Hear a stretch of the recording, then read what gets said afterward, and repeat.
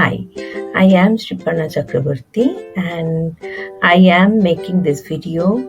The name is From Jungle to Market and it is an awareness video, and I am inspired by WWF report From Forest to Market. We are going through the pandemic of COVID-19 and it remains unclear the source. Zoonotic diseases like COVID-19 originated in animals, and it is the reminder of how people and nature are interconnected. We have seen the different diseases like SARS, avian flu, MERS were all zoonotic in origin. Animals are not to blame for these outbreaks. It's human activities that encroach unsustainably into wild places and risky interaction with wildlife that create increased risk. These kind of zoonotic disease occur when a disease jumps from animals, wild or domestic, to humans. Any number of interactions can lead to this kind of events. A hunter transporting the meat of a wild animal shot in a forest, a farmer tending to the family's livestock at forest edge, or a vendor selling goods in urban market. The spillover of zoonotic disease to a person can occur when a person is bitten by the wild animal, when someone is exposed to feces, blood, or saliva of a wild animal or of a domesticated animal that has been exposed to the wild animal, or simply from breathing aerosolized virus coming from sick animals in a wildlife market or elsewhere can cause this kind of zoonotic disease. Most pathogens that inhabit animals pose a minor threat to people. However, novel zoonoses, meaning those which have not been previously identified, are emerging with increasing frequency. 3 to 4 new infectious disease outbreaks occur each year.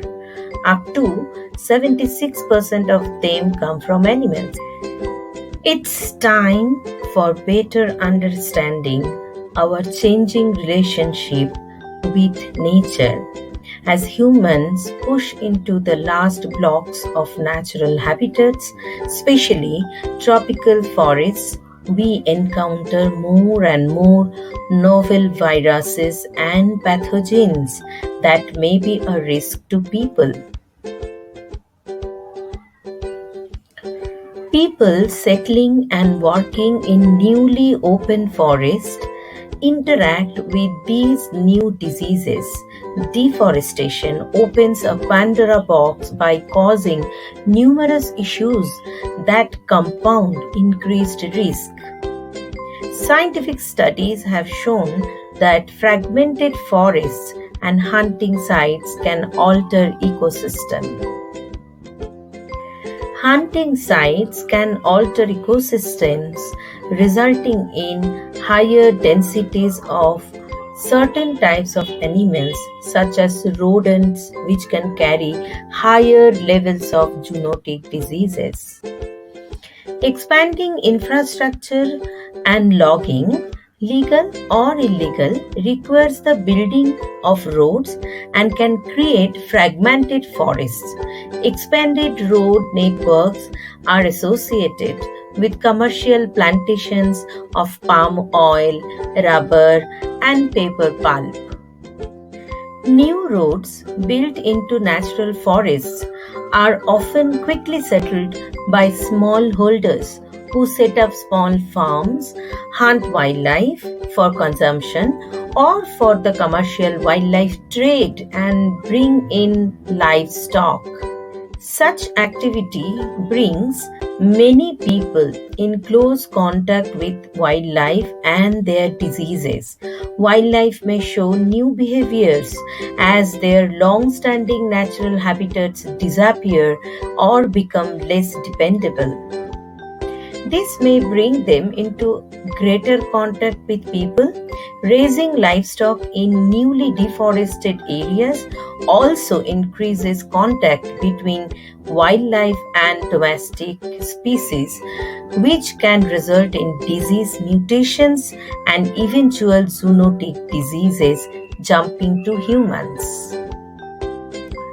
Several disease outbreaks such as H5N1 or avian influenza, Nipah virus, H1N1, which is swine flu, have been linked to domestic animals operations. Expanding agriculture, expanding human settlements, and global market pressures are leading to increasing deforestation and conversion of habitats.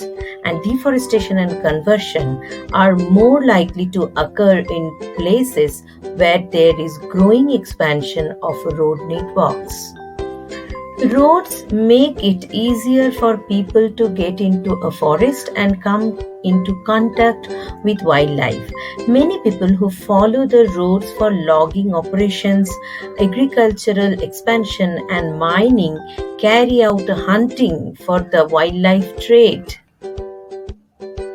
Just as they bring companies and people into and near forests, roads also allow for easier transport away from forests. This includes transport of wild animals, some of which end up in crowded markets to be sold alive or butchered. The wildlife trade moves animals that normally never leave the forest into densely populated urban areas and into contact with other species they would never interact with in the wild. In many countries, wildlife markets can be found openly selling many species side by side for human consumption. Exotic pets and luxury products. This is a risky situation with highly stressed animals from susceptible to shedding viruses and catching illness from other species when confined in unhygienic crowded situations. Traditional medicines and exotic pets are luring traders to sell these kind of wildlife in the open market.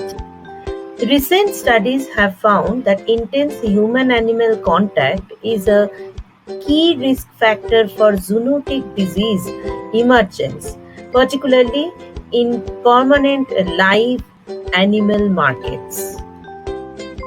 We know bats, primates, rodents, and many wild birds, among others, are the main cause of the transfer of zoonotic diseases.